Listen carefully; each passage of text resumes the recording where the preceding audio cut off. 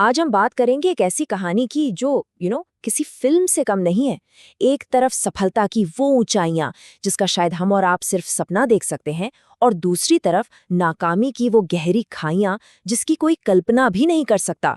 ये कहानी है अनिल अंबानी की। तो चलिए उनकी जबरदस्त अविश्वसनीय यात्रा के उतार चढ़ाव को जरा करीब से समझते हैं।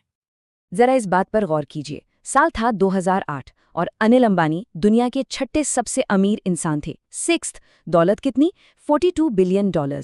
और फिर ठीक 12 साल बाद 2020 में वही अनिल अंबानी यूके की एक अदालत में खड़े होकर कहते हैं, मेरी नेटवर्थ जीरो है, शून्य। मतलब अर्श से सीधा फर्श पर। तो सवाल ये है कि आखिर ये हुआ कैसे? इस पूरी कहानी को समझने के लिए हमें थोड़ा सा पीछे चलना होगा।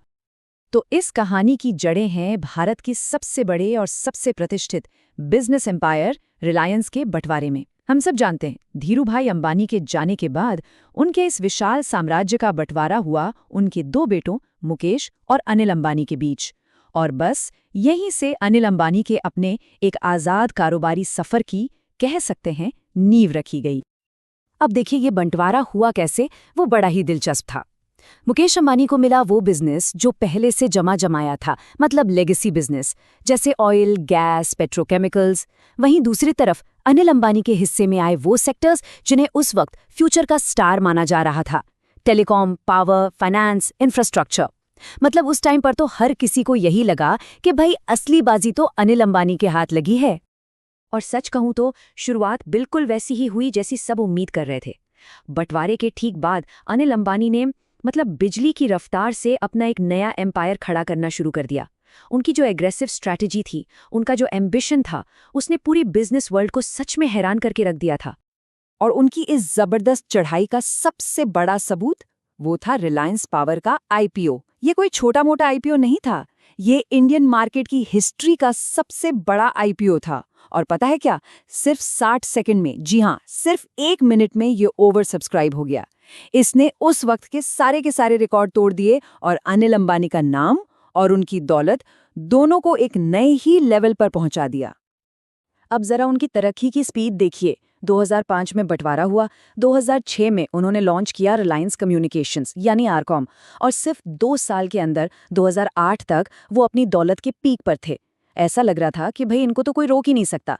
लेकिन जैसा कि हर अच्छी कहानी में होता है, एक बहुत बड़ा ट्विस्ट आने वाला था। और ये ट्विस्ट, ये मोड़ आया टेलीकॉम सेक्टर से।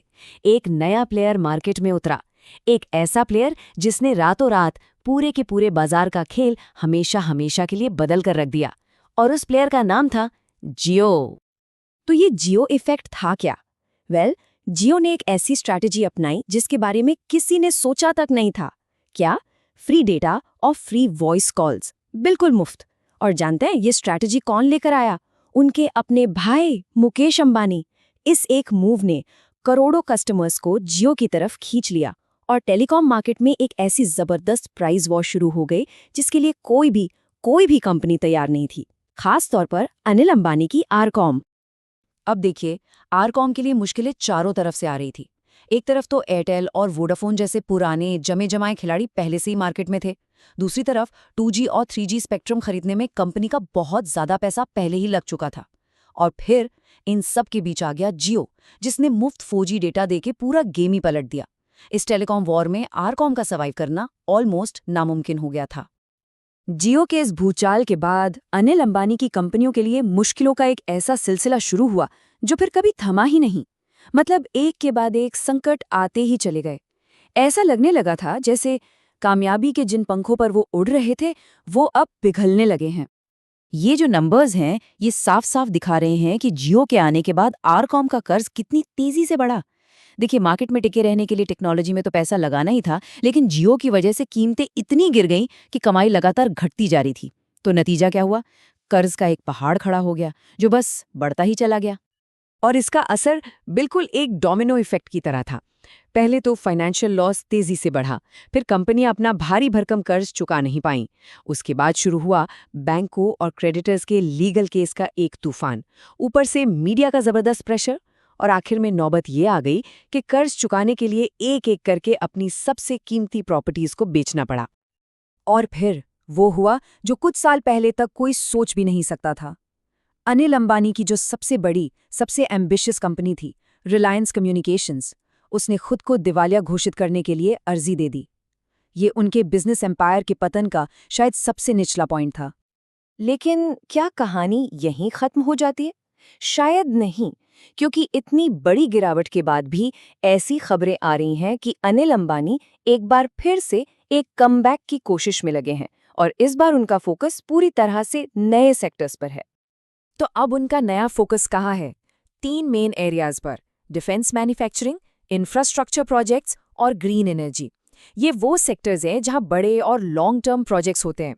तो शायद ये टेलीकॉम की उस तेज रफ्तार वाली दुनिया से सबक लेकर एक ज्यादा सदी हुई, एक ज्यादा स्टेबल पारी खेलने की कोशिश है।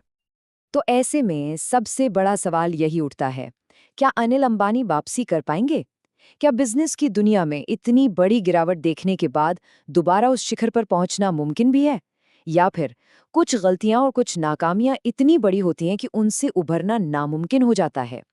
ये वो सवाल है जो अनिल अंबानी की इस कहानी को आज भी इतना दिलचस्प बनाए हुए है।